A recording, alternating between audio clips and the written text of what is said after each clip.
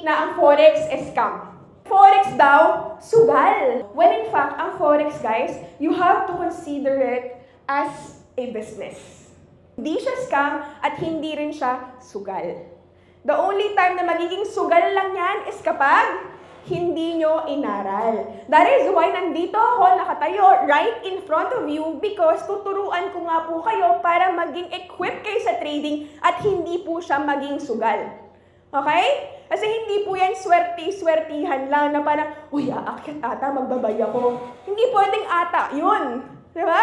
Kailangan naaral mo na, hindi, aakyat yan dito kasi babalikan niya to. Diba? Ganon. So ngayon, just to compare, ano ba yung traditional business compared with digital business? So I started my business na aesthetic clinic, right? So I have my clinic in Legarda sa May Manila. And just to let you know, how much did I spend for this?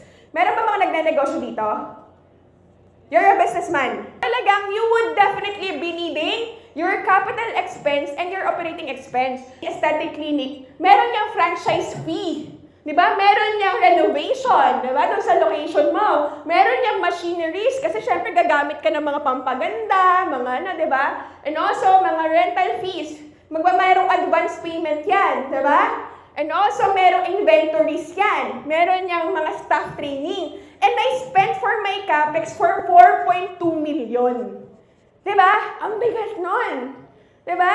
And also, syempre, meron niyang monthly operating expense. Definitely. Hindi yan aandar yung negosyo mo nang wala kang OPEX.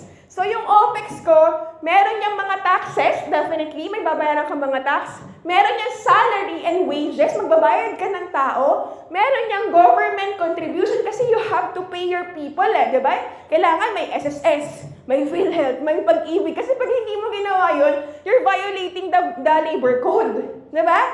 So, meron din yan, of course, monthly rental. Depende pa kung gaano kaganda yung location ng business mo. Diba? Kapag yan, maganda yung foot traffic, definitely, mas mahal yung babayaran mo sa rental. Diba? Tama?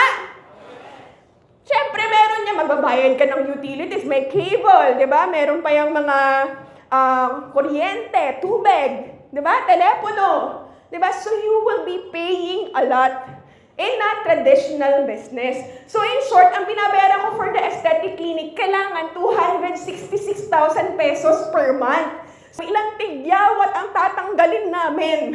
Diba? Para magkaroon ng 266,000 in order for me to break even that expenses. Wala pa dyan yung hindi pa nababalik yung capex ko dyan So that is traditional business. Diba?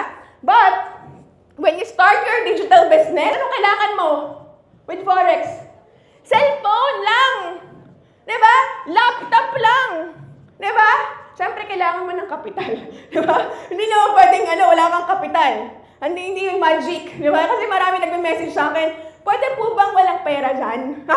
Sabi ko, walang ganon. Walang ganong negosyo. Pili ka lang ng iPhone. Yung normal na iPhone lang. 50,000, may maganda ka ng smartphone, diba? As to compare dun sa traditional business natin na 4 million. Diba? There's a big difference. Diba? Are you getting my point? So, we have to consider Forex as a business na talagang maganda yung kitaan at the same time, mababa rin ang operating expense natin.